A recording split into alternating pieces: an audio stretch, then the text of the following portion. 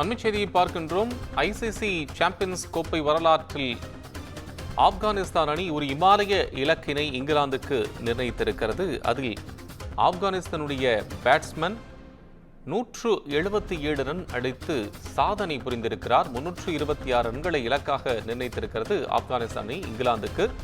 லாகூரில் நடைபெறும் போட்டியில் முதலில் டாஸ் வென்றிருக்கிறது ஆப்கானிஸ்தான் அணி. பேட்டிங்கை தேர்வு செய்திருக்கிறது. 50 ஓவர்கள் நிறைவில் 7 விக்கெட்டுகளை இழந்து 325 ரன்களை சேர்த்திருக்கிறது. 326 எடுத்தால் வெற்றி என்ற இலக்குடன் களம் இறங்க இருக்கிறது இங்கிலாந்து அணி.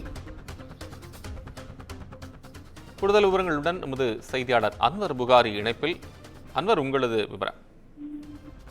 வணக்கம் கோபாலகிருஷ்ணன். சாம்பியன்ஸ் டிராபி கிரிக்கெட்டில் இங்கிலாந்துக்கு எதிரான போட்டியில் 50 ஓவர்கள் முடிவில் ஆப்கானிஸ்தான் அணி 7 விக்கெட்டுகள் இழப்பிற்கு 325 ரன்கள் சேர்த்திருக்கிறது. இதையடுத்து இங்கிலாந்துக்கு 326 ரன் என்ற வெற்றி இலக்கு நிர்ணயிக்கப்பட்டிருக்கிறது. 8 அணிகளுக்கு இடையிலான சாம்பியன்ஸ் டிராபி கிரிக்கெட் தொடர் பாகிஸ்தான் மற்றும் துபாயில் நடைபெற்று வருகிறது. இந்த தொடரில் லாகூரில் இன்று நடைபெற்று வரும் லீக் ஆட்டத்தில் இங்கிலாந்தும் ஆப்கானிஸ்தான் அணிகளும் மோதின. இந்த ஆட்டத்திற்கான டாஸில் வென்ற ஆப்கானிஸ்தான் முதலில் பேட்டிங் செய்வதாக அறிவித்தது. இதையடுத்து ஆப்கானிஸ்தான் தொடக்க வீரர்களாக ரஹமத்துல்லா குர்பாஸ் மற்றும் இப்ராஹிம் ஜட்ரான் ஆகியோர் களம் இறங்கினர். இதில் குர்பாஸ் 6 ரன்னிலும், அடுத்து வந்த சடிகுல்லா அடல் 4 ரன்னிலும், ரஹமத் ஷா 4 ரன்னிலும் அடுத்தடுத்து அவுட் ஆகினர். இது ஆப்கானிஸ்தான் தொடக்கத்தில் தொய்வாக பார்க்கப்பட்டது. இதனையடுத்து இந்த 3 விக்கெட்டுகளையும் வேகப்பந்து வீச்சாளர் ஜோப்ரா ஆர்ச்சர் வீழ்த்தியிருந்தார். இதன் மூலம் சர்வதேச ஒருநாள் கிரிக்கெட்டில் அவரது விக்கெட் எண்ணிக்கை 52 உயர்ந்தது.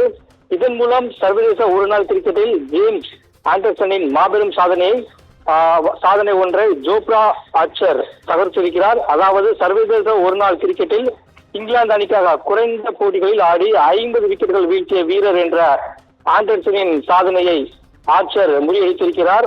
இதனிடையே சாம்பியன்ஸ் டிராபியில் இங்கிலாந்துக்கு எதிரான ஆட்டத்தில் ஆப்கான் வீரர் இப்ராஹிம் சத்ரான் 177 ரன்கள் விளாசி சாதனை படைத்திருக்கிறார்.